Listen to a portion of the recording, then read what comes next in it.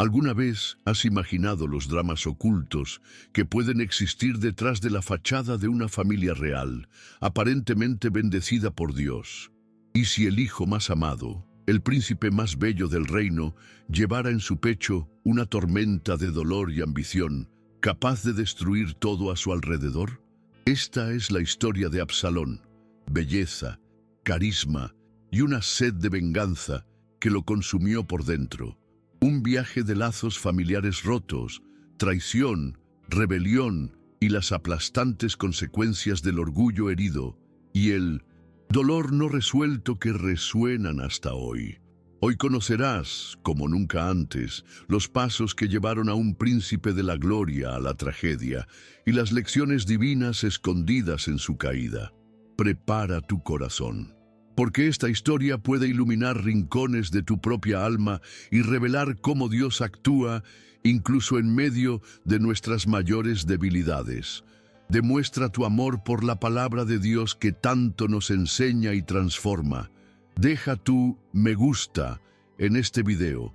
Suscríbete ahora mismo al canal. Estamos muy emocionados y queremos celebrar contigo nuestra meta de llegar a los 1000 suscriptores que aman la palabra. Para no perderte ninguna revelación. Y comenta amén junto con la ciudad o país desde donde nos acompañas. Formemos una poderosa cadena de fe y aprendizaje aquí en los comentarios. En aquellos días, en Jerusalén, el esplendor del reinado de David a menudo enmascaraba las profundas fisuras que corrían bajo la superficie de su propia casa. Absalón, su hijo, era una figura destacada, no solo por su linaje real, sino por una belleza que se decía inigualable en todo Israel, desde la planta de los pies hasta la coronilla adornada por una vasta cabellera que era su orgullo y, en cierto modo, su símbolo. Se movía por la corte con la gracia de un león joven, consciente de su carisma y de la admiración que despertaba. Sin embargo, detrás de las sonrisas y la postura altiva, Absalón sentía el peso de las complejidades familiares, de las esposas e hijos de diferentes madres, cada cual con sus propias ambiciones veladas. Para él, su hermana Tamar, hija de la misma madre, Maaca, era un refugio de pureza y afecto genuino, un contrapunto a la calculada política de los pasillos del palacio. La amaba profundamente, veía en ella una inocencia que el propio mundo de la realeza parecía querer corromper, y un lazo con algo más simple y verdadero. Absalón comenzó a notar, con una creciente inquietud que apenas sabía nombrar, el modo en que Amnón, su medio hermano mayor y primogénito de David, miraba a Tamar. No era la mirada de un hermano protector, ni siquiera la de un pariente lejano. Había algo en aquella mirada que Absalón, con su aguda intuición para las dinámicas de poder y deseo, reconocía como sombrío y posesivo. Amnón, un hombre que solía ser expansivo y, a veces, brutal en sus voluntades, parecía consumirse, devorado por un fuego interno que apenas disimulaba en presencia de Tamar. Absalón sentía un escalofrío recorrerle la espina dorsal siempre que veía los ojos de Amnón seguir a Tamar por los patios, como un depredador observa a su presa. Pensaba, con una opresión en el pecho, que necesitaba estar más atento, más cerca de Tamar, aunque la idea de una amenaza proveniente de su propio hermano aún le pareciera demasiado hedionda para ser plenamente concebida en su mente, acostumbrada a las rivalidades, pero no a tal nivel de perversidad. Mientras Absalón se ocupaba de los asuntos de la corte, ajeno a la trama que se urdía en las sombras, Amnón confiaba su angustia a Jonadab, hijo de Simea, hermano de David. Jonadab era conocido por su astucia, una inteligencia afilada que no siempre servía a los propósitos más nobles. Escuchó a Amnón, vio la obsesión que lo consumía y, en lugar de reprenderlo, tejió un plan con la frialdad de quien mueve piezas en un tablero. «Finge estar enfermo», aconsejó con un brillo calculador en los ojos, «y cuando tu padre venga a visitarte, Pide que Tamar venga a prepararte algo de comer. Así, en tu intimidad, podrás hacer lo que deseas. Amnón, ciego por la lujuria, se aferró a aquel consejo como un náufrago a un madero, sin ponderar las devastadoras consecuencias que tal acto traería, solo visualizando la satisfacción de su deseo enfermizo. En aquel momento, todo lo que él quería era poseer a Tamar, y la sugerencia de Jonadab le pareció una puerta divinamente abierta para su intento. Y así se hizo. Tamar, con la inocencia y la obediencia de una hija y hermana leal, fue enviada por David a los aposentos de Amnón. Entró, llevando los ingredientes para prepararle un alimento que, esperaba ella, le trajera algún consuelo.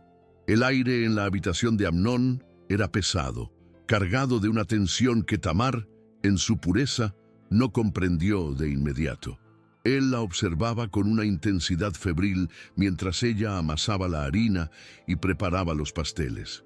Cuando ella se los acercó a su cama, él la agarró, su fuerza bruta subyugándola fácilmente. Tamar sintió el pánico helarle las venas.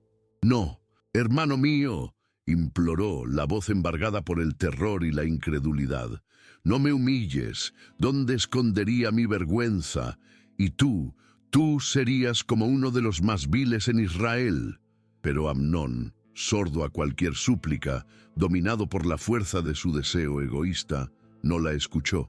La forzó, robándole el honor en un acto de violencia brutal que rasgó no solo sus vestiduras, sino su alma.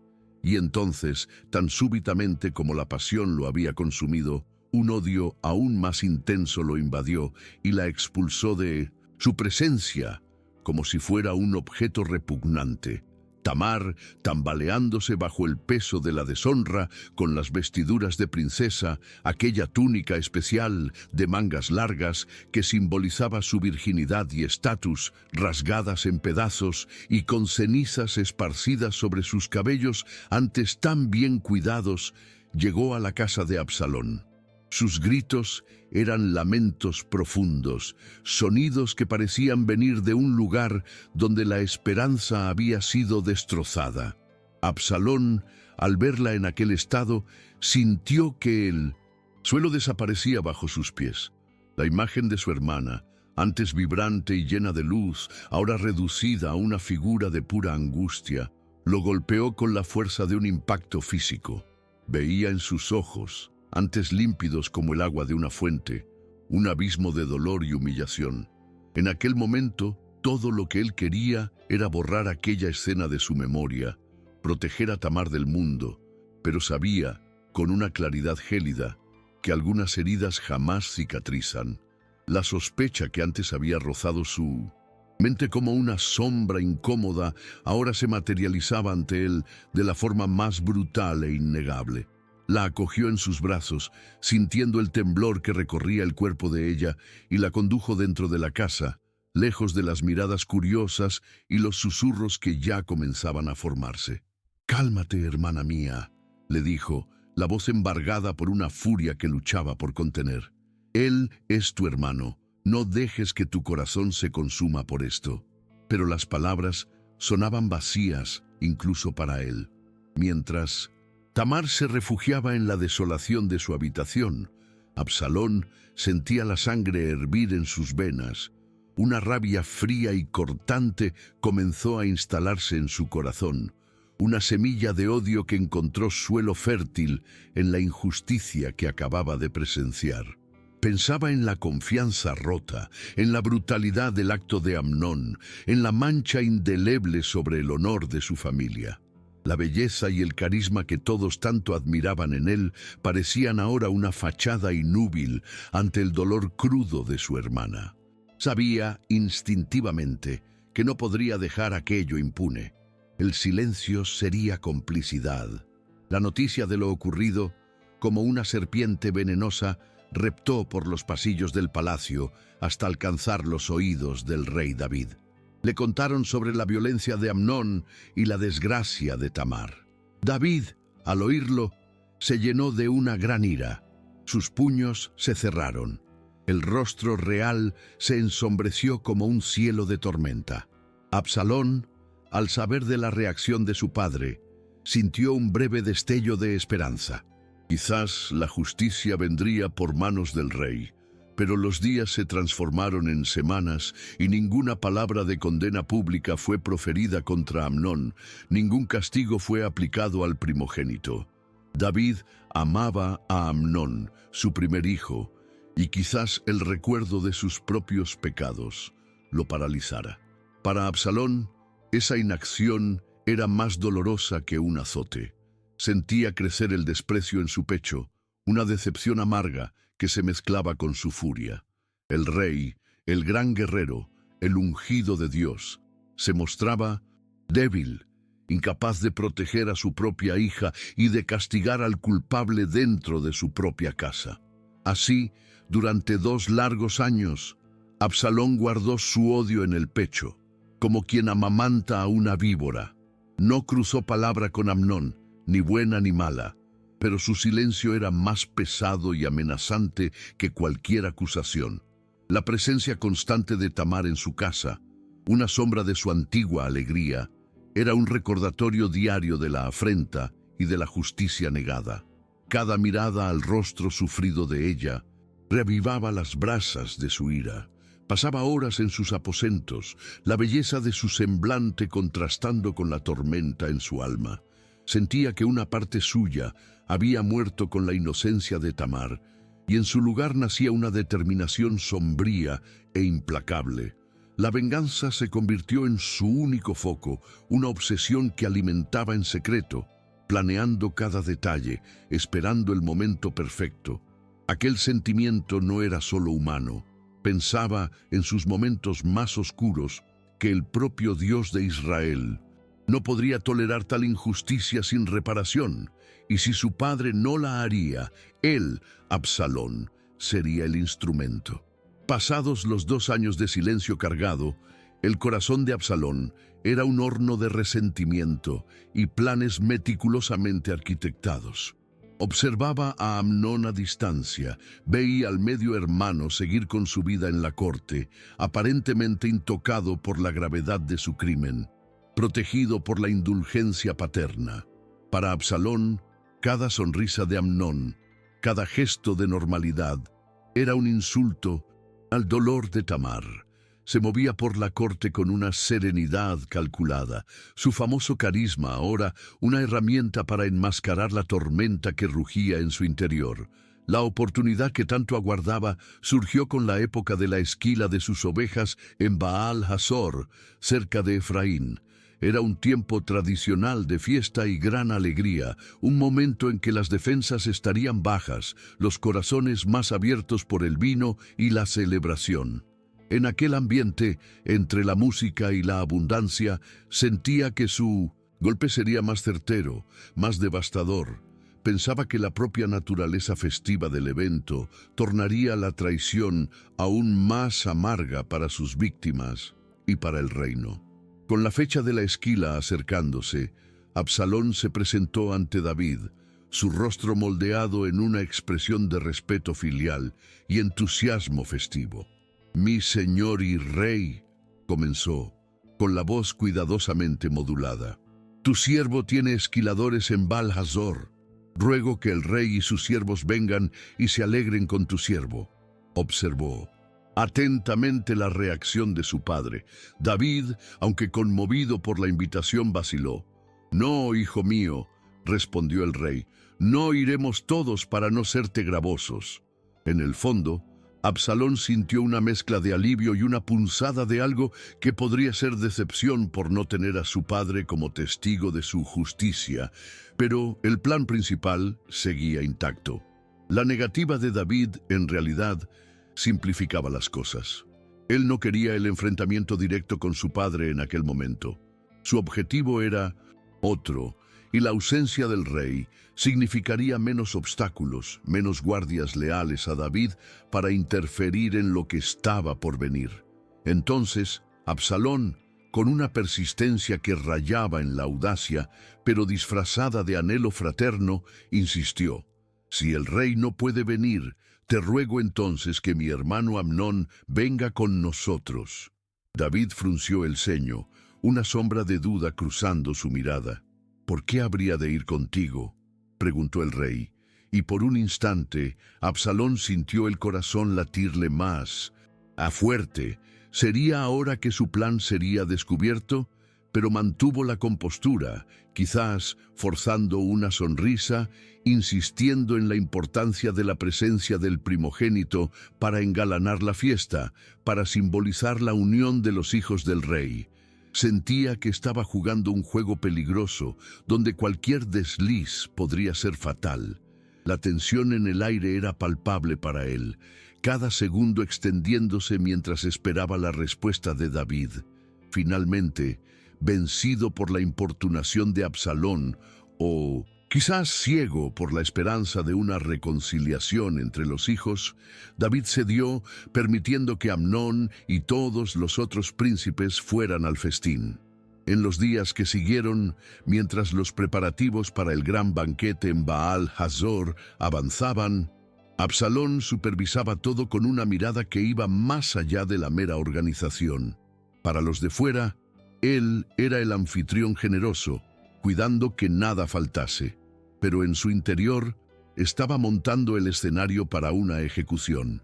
Llamó a sus siervos más leales, hombres que le debían favores o que eran cautivados por su magnetismo, y les dio instrucciones claras, la voz baja y firme, sin espacio para la vacilación. Cuando el corazón de Amnón esté alegre por causa del vino, ordenó, los ojos brillando con una luz fría y determinada, y cuando yo os diga herid a Amnón, entonces lo mataréis. No temáis, no soy yo quien os lo ordena, esforzaos y sed valientes. Sentía el peso de aquellas palabras, la irreversibilidad de lo que estaba en punto de hacer, pero una convicción sombría lo impulsaba. La venganza de Tamar sería servida y él sería el ejecutor. El día de la fiesta en Baal Hazor amaneció con un sol radiante, pero para Absalón una niebla oscura parecía cernirse sobre todo. Los siervos corrían, las mesas se disponían con abundancia, el aroma de cordero asado y pan fresco se mezclaba con el perfume de los dátiles e higos. Los músicos afinaban sus instrumentos y pronto el sonido de arpas y adufes llenó el aire, invitando a la alegría. Los príncipes llegaron uno a uno y entre ellos Amnón, el semblante ya relajado por la expectativa de la celebración. Reía con sus hermanos, bebía del mejor vino que Absalón había provisto, completamente ajeno a la telaraña que se cerraba a su alrededor. Absalón lo observaba desde su asiento de honor, una sonrisa pulida en los labios, pero los ojos atentos, calculando cada movimiento, cada sorbo de vino que Amnón llevaba a la boca. Sentía el latir de su propia sangre en sus oídos. Una cuenta regresiva silenciosa para el momento que había ensayado en su mente durante 2 largos y amargos años. A medida que la fiesta avanzaba, el vino fluía generosamente. Amnón, ya ebrio, carcajeaba ruidosamente, el rostro rojo y sudoroso, la guardia completamente baja. Contaba historias, hacía bromas, el centro de atención en su propia fiesta de muerte. Absalón esperó, con una paciencia casi sobrenatural, hasta que el corazón de Amnón estuviera, como él había previsto, alegre por el vino. Entonces, en un instante en que la música alcanzó un crescendo y las conversaciones se volvieron más ruidosas, Absalón levantó la mano. Sus ojos encontraron los de sus siervos más cercanos, aquellos que habían recibido la orden macabra. No hubo una palabra, solo un leve asentimiento de cabeza, una señal casi imperceptible para cualquier otro, pero para ellos, clara como un trueno. En aquel momento, Absalón sintió un vacío helado en el estómago, la certeza de que ya no había vuelta atrás. El mundo pareció contener la respiración. Como lobos sobre una presa descuidada, los siervos de Absalón avanzaron sobre Amnón. Cuchillos brillaron a la luz de las antorchas y de los últimos rayos de sol que invadían el patio. Hubo un grito agudo, de sorpresa y dolor que cortó el aire festivo. Amnón, aturdido por la bebida y la súbita agresión, apenas tuvo tiempo de reaccionar. Sus ojos, antes nublados por el vino, se abrieron de par en par con puro terror al ver la intención asesina en los rostros de los hombres que lo rodeaban. El vino se derramó sobre la mesa, mezclándose rápidamente con la sangre que brotaba. Absalón permaneció en su lugar, el rostro una máscara impasible, observando la escena con una frialdad que lo sorprendió incluso a sí mismo. Veía no solo a Amnón cayendo, sino la imagen de Tamar siendo vengada, la mancha en su honor siendo lavada con la sangre del agresor. Una sensación sombría de justicia cumplida, terriblemente distorsionada, comenzó a apoderarse de él. Lo que siguió fue el caos absoluto. Los otros hijos del rey, al presenciar la brutalidad del ataque y la muerte de su hermano mayor, fueron presa de un pánico avasallador. Gritos de horror resonaron por el lugar. La música cesó abruptamente, reemplazada por el sonido de platos rompiéndose, sillas siendo derribadas y el tropel de pies desesperados. Miraban a Absalón, y en sus ojos ya no veían al hermano carismático, sino a un juez y ejecutor implacable. El miedo de que fueran los siguientes era palpable. Sin pensarlo dos veces, cada uno corrió hacia su mula, montando apresuradamente y huyendo en desesperación, dispersándose por los caminos como hojas al viento de una tormenta. Absalón quedó allí, en medio del escenario de su venganza consumada, el olor a sangre y vino impregnando el aire.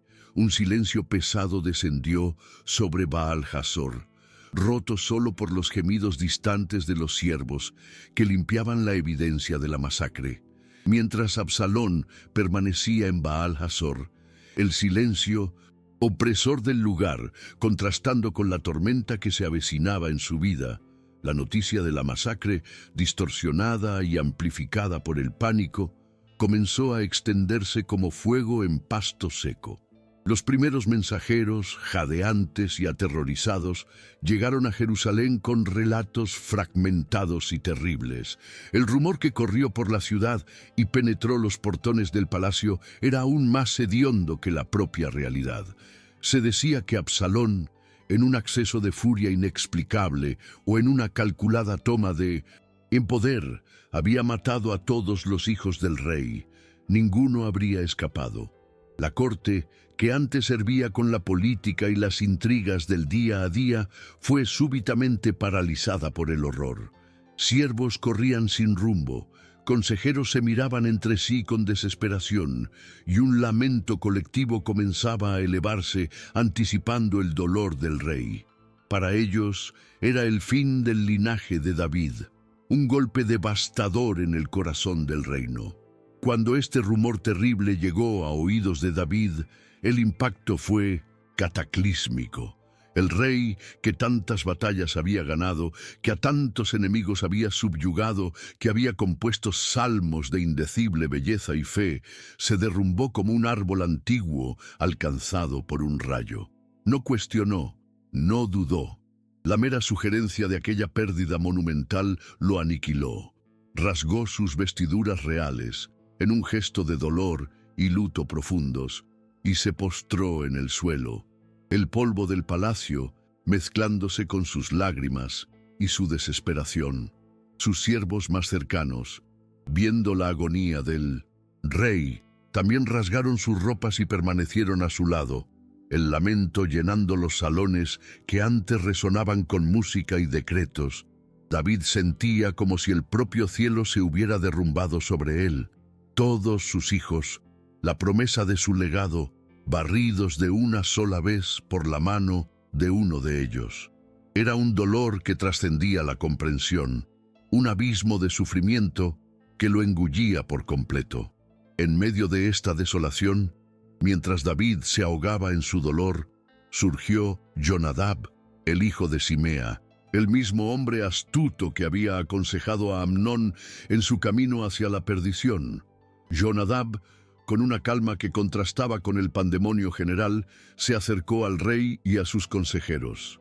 No diga mi señor el rey que han matado a todos los jóvenes, los hijos del rey, dijo su voz clara e incisiva, porque solo Amnón ha muerto, pues por mandato de Absalón esto había sido determinado desde el día en que él forzó a Tamar, su hermana. Las palabras de Jonadab cayeron como piedras en el agua, estancada del luto de David. Reveló la naturaleza premeditada del acto de Absalón, la venganza largamente acariciada. Aunque la corrección trajo un alivio infinitesimal, no todos estaban muertos, también confirmaba la traición calculada de Absalón y la pérdida irreparable de Amnón, su primogénito. El dolor de David, antes difuso y avasallador por la supuesta pérdida de todos los hijos, ahora se concentraba, agudo y lancinante, en la muerte de Amnón. La imagen de su primogénito, asesinado a Bitsintos, traición por su propio hermano, lo atormentaba, pero al mismo tiempo, la revelación de Jonadab pintaba a Absalón con los colores de un vengador frío e implacable, un hijo que había tomado la justicia en sus propias manos de forma brutal. Mientras tanto, en Baal-Hazor, Absalón sabía que el tiempo se estaba agotando. La noticia, verdadera o distorsionada, llegaría a su padre y la ira real no tardaría. La satisfacción sombría de la venganza comenzaba a dar paso a una aprensión fría sobre las consecuencias. Había cruzado una línea y el precio sería alto. La necesidad de huir, de ponerse fuera del alcance de la justicia del rey, se convertía en la única y urgente realidad. Absalón no esperó la furia del rey. Tan pronto como los últimos ecos de la huida de sus hermanos se perdieron en la noche, montó su caballo más veloz y partió en dirección a Gesur, el reino de su abuelo materno, Talmai. El viaje fue un borrón de polvo, miedo y un agotamiento que iba más allá del cansancio físico. Cabalgaba bajo el peso del fratricidio, la imagen de Amnón ensangrentado atormentando sus noches mal dormidas. En Gesur encontró refugio, pero no paz. Durante 3 largos años vivió como un príncipe exiliado, honrado por su abuelo, pero consumido por una mezcla de amargura y una creciente impaciencia. Oía, a través de mercaderes y viajeros, noticias de Jerusalén, del dolor de su padre, del desorden en la sucesión. En lugar de arrepentimiento, Absalón sentía que su exilio solo confirmaba la injusticia de un sistema que lo castigaba por hacer lo que el propio rey había fallado en ejecutar. Su corazón se endurecía, y la semilla de la ambición, antes dormida, comenzaba a germinar vigorosamente bajo el sol extranjero. Mientras Absalón contaba los días en Gesur, en Jerusalén, el corazón de David era un campo de batalla entre el luto por Amnón y una creciente añoranza por Absalón. El rey envejecía, y la ausencia de su hijo hermoso y carismático, a pesar del crimen, dejaba un vacío. Joab, el astuto comandante del ejército de David, un hombre que leía las entrelíneas del alma real como pocos, percibió esta angustia no verbalizada. Joab sabía que la estabilidad del reino y quizás su propia influencia dependían de una casa real unida, o al menos funcional. Así, con la pragmática visión de un estadista, tramó un plan para traer a Absalón de vuelta. Usó a una mujer sabia de Tecoa, instruyéndola a presentar al rey una historia ficticia de pérdida y venganza familiar, buscando un juicio que, por analogía, se aplicase a la situación de Absalón. David, conmovido por la parábola y el dolor de la mujer, acabó cediendo al ruego implícito. Joab, entonces, fue personalmente a Gesur y trajo a Absalón de vuelta a Jerusalén. El corazón de Absalón, al avistar los muros de su ciudad natal, era un torbellino de emociones contradictorias. La esperanza de restauración, el recelo del juicio paterno y una pizca de orgullo herido. Sin embargo, la reconciliación no fue completa. David permitió su regreso a la ciudad, pero impuso una condición dolorosa. Absalón no podría ver el rostro del rey. Durante 2 años, Absalón vivió en Jerusalén, en su propia casa, a pocos pasos del palacio, pero separado de su padre por un muro invisible de resentimiento y desconfianza. Sentía esta repulsa como un aguijón constante. Su belleza y carisma, no obstante, continuaban cautivando al pueblo, y su popularidad crecía, contrastando con la frialdad del rey. Pensaba que este castigo era una humillación innecesaria, un recordatorio constante de su ofensa, sin la contrapartida del perdón pleno. Finalmente, la paciencia de Absalón se agotó.